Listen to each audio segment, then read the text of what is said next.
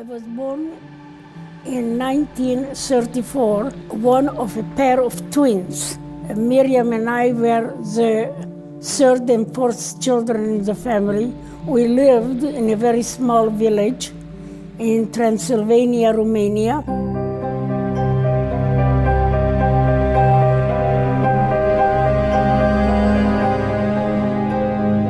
We got down from the cattle car. People were selected to live or to die. People crying, pushing, shoving, dogs barking, trying to make some sense of that place. And I actually turned around in trying to figure out what is that place. Never seen a place like that before. And as I turned around, I realized that my father and my two older sisters were gone. Never saw them again. We were holding on to mother for dear life. A Nazi was running in the middle of that selection platform, yelling in German, "Twins, twins." He noticed us and demanded to know if we were twins. And my mother asked, "Is that good?" And the Nazi said yes. My mother said yes. At that moment, another Nazi came, pulled my mother to the right, we were pulled to the left. We were crying, she was crying. And all I ever remember is seeing my mother's arms stretched out in despair as she was pulled away. I never even said goodbye to her, but I did not understand that this would be the last time that we would see her. And all that took 30 minutes from the time we got down from the cattle car and my whole family was gone. Only Miriam and I were left holding hands and crying. We were Mengele twins, which we found out later on what that meant.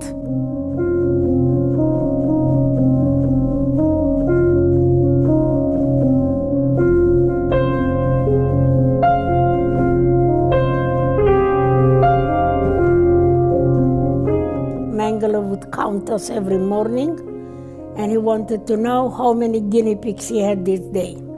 I was used in 2 types of experiments. Monday, Wednesday, Friday. They would put me naked in a room with my twin sister and many other twins up to 8 hours a day. They would measure every part of my body, compare it to my twin sister, and then compare it to chart. On alternate days, Tuesday, Thursday, Saturday, they would take us to a blood lab. They would tie both of my arms to restrict the blood flow, take a lot of blood from my left arm, and give me a minimum of 5 injections in the right arm. The content of those injections we didn't know then, nor do we know today. After one of those injections, I became very ill with a very high fever. My legs and arms were swollen and very painful. I was trembling as the August sun was burning my skin, and I had huge red spots covering my body. The next visit to the blood lab, they didn't tie my arms. Instead of that, measure my fever. And I was immediately taken to the hospital. The hospital was another barrack, but it was filled with people who looked to me more dead than alive. Next morning, Mengele came in with 4 other doctors, never ever examined me. He looked at my fever chart, and then he declared, "Too bad, she's so young. She has only 2 weeks to live." For the following 2 weeks, I have only one clear memory, crawling on the barrack floor because I no longer could walk, and crawling to reach a faucet with water at the other end of the barrack. And as I was crawling, I would fade out in and out of consciousness, telling myself, I must survive, I must survive. After 2 weeks, my fever broke, and I felt immediately a lot stronger. It took me another 3 weeks before my fever chart showed normal. Miriam When I got back, she was sitting on the bed, staring into space. When I asked her what happened to you, she said, I cannot talk about it. I will not talk about it. And we didn't talk about Auschwitz until 1985.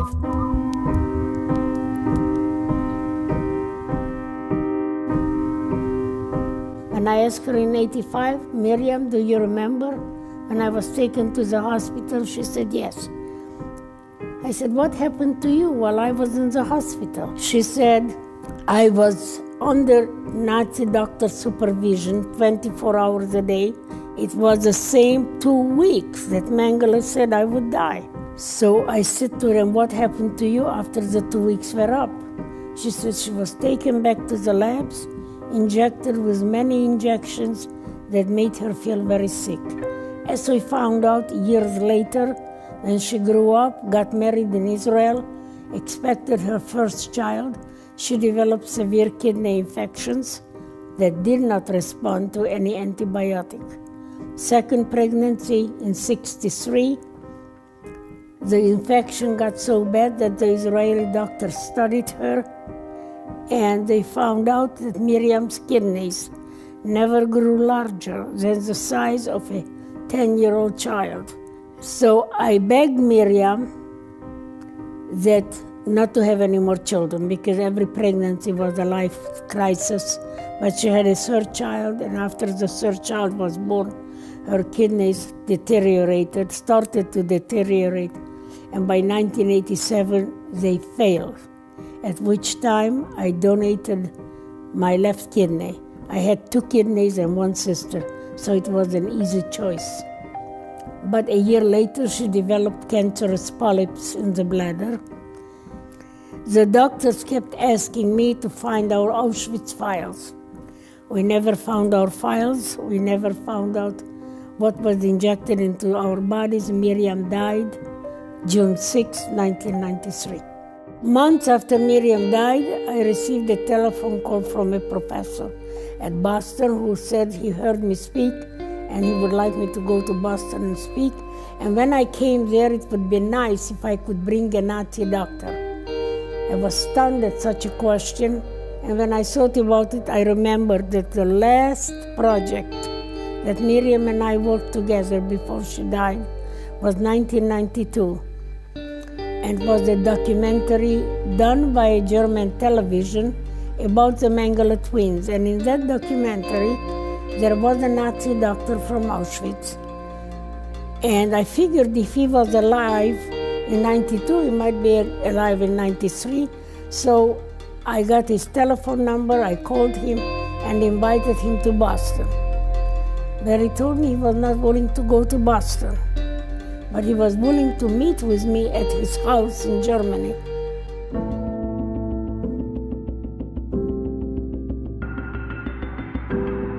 And I didn't plan to ask him any of these questions. Suddenly, I am asking him, you were in Auschwitz. Did you ever walk by a gas chamber? Did you ever go inside the gas chamber? Do you know how the gas chamber operated? And he said, He said, this is the nightmare that I live with every single day of my life, and went on describing the operation of the gas chamber. He was stationed outside, looking through a peephole, while the gas was coming down and people were dying. When everybody was dead, when nobody moved, he knew that they were dead, and he signed one death certificate. No names, just the number of people that were murdered. And I asked him to go with me to Auschwitz in 1995, when we would observe 50 years to the liberation of the camp. Because I wanted him to sign a document, just what he told me, but I wanted it signed at the ruins of the gas chamber in Auschwitz. And he agreed immediately. I will have an original document signed by a Nazi. And if I ever met a revisionist who said the Holocaust didn't happen, I could take that document and shove it in their face. I wanted to thank this Nazi doctor for his willingness to document the gas chamber operation. I didn't know how to thank a Nazi. I didn't tell anybody about it because even to me it sounded strange. I didn't want anybody to change my mind. After 10 months, one morning I woke up and the following simple idea popped into my head. How about a letter of forgiveness from me to Dr. Munch? I knew immediately that he would like it, and that was a meaningful gift. An Auschwitz survivor gives him a letter of forgiveness to a Nazi doctor. But what I discovered for myself was life-changing. I discovered that I had the power to forgive. No one could give me that power. No one could take it away. It was all mine to use in any way I wished.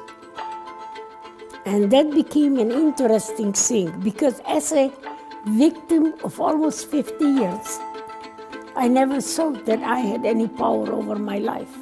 Now, I began writing a letter, and I didn't know how to write a letter of forgiveness.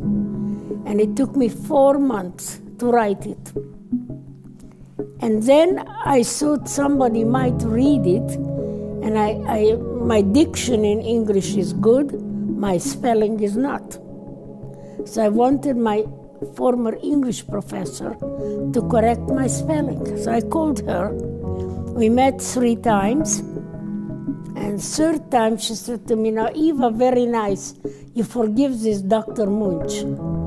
Your problem is not with Dr. Munch. Your problem is with Dr. Mengele." I was not quite ready to forgive Mengele. She said to me, "Okay, I have been meeting with you, correcting your letters. Now I want you to do me a favor. When you go home tonight, pretend that Mengele is in the room and you are telling him that you forgive him. Because I want to find out how would it make you feel if you could do that." Interesting idea, I thought. And when I got home, actually, I did something else. I picked up a dictionary and wrote down 20 nasty words, which I read clear and loud to that make-believe Mengele in the room. And at the end I said, "In spite of all that, I forgive you." Made me feel very good that I, the little guinea pig of 50 years, even had the power over the angel of death of Auschwitz. So that is the way we arrived in Auschwitz. Dr. Munch came with his son, daughter, and granddaughter. I took my son and my daughter. I read my Declaration of Amnesty, which is a very good little document. And I signed it. Dr. Munch signed his document. I felt free from Auschwitz, free from Mengele. So now that I have forgiven him, I knew that most of the survivors denounced me, and they denounce me today also. But what is my forgiveness? I like it. It is an act of self-healing, self-liberation, self-empowerment.